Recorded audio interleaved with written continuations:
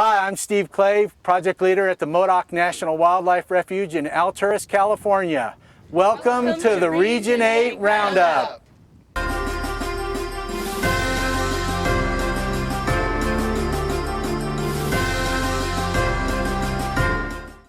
In Nevada, 79 relic leopard frogs have found a new home at Corn Creek on Desert National Wildlife Refuge. The refuge worked with the Southern Nevada Fish and Wildlife Office to establish this new population of the rare frog. Historically, the relic leopard frog was found in drainages in Utah, Nevada, and Arizona, but due to possible interactions with non-native predators and dramatic alterations to the frog's habitat, the relic leopard frog was thought extinct by the 1950s.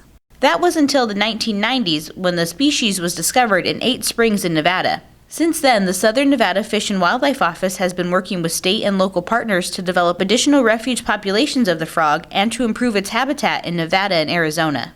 The new population at Corn Creek will allow biologists to monitor the interactions of the frogs with invasive crayfish, which are thought to be a significant threat to the amphibian. Monitoring this population will produce predation data that will help fill gaps in scientific knowledge about relic leopard frogs and provide researchers a better understanding of threats to the species.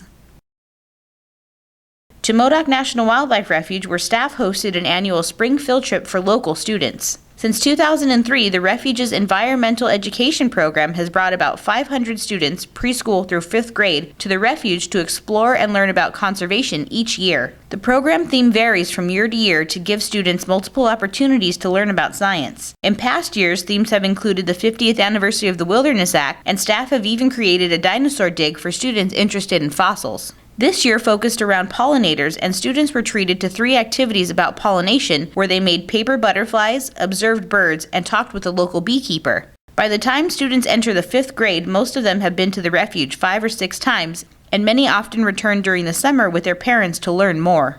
The learning does not stop once the students leave the refuge, as staff from Modok visit classrooms and give presentations that coincide with teachers' curriculum, providing real-world examples of science. While the presentation material and field trip themes change every year, the program's core goal of providing opportunities for local children to explore nature and encourage environmental stewardship in future generations stays the same.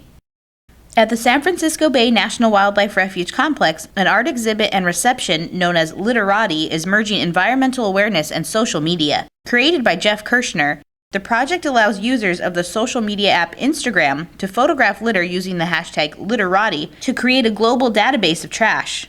The data can be used to pinpoint common sources of litter in a single geographic area, thereby encouraging people to reduce littering and pick up discarded items. In one example, students in Modesto started tracking the trash found around their campus using Literati and discovered that the most common form of trash was the plastic straw wrappers from their cafeteria. Once aware of the trash trend, the school was able to make changes to more environmentally friendly straws. Located in the heart of California's high-tech industry, the San Francisco Bay National Wildlife Refuge Complex is often a place where technology and biology come together and create new conservation approaches.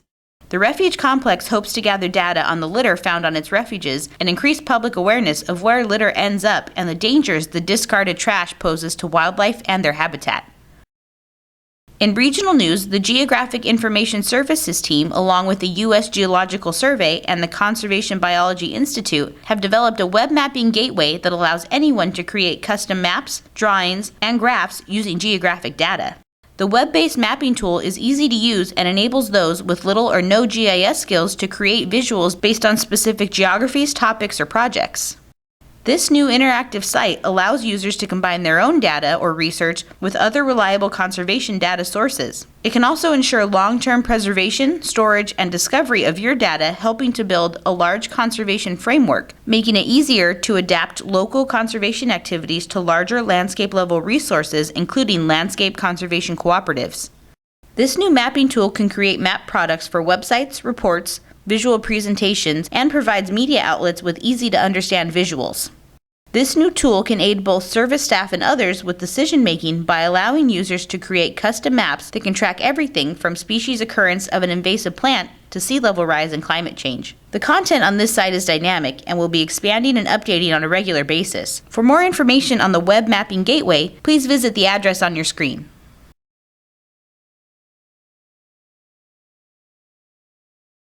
That's it for this edition's highlights on Region 8 Roundup. Until next time, I'm Cindy Sandoval.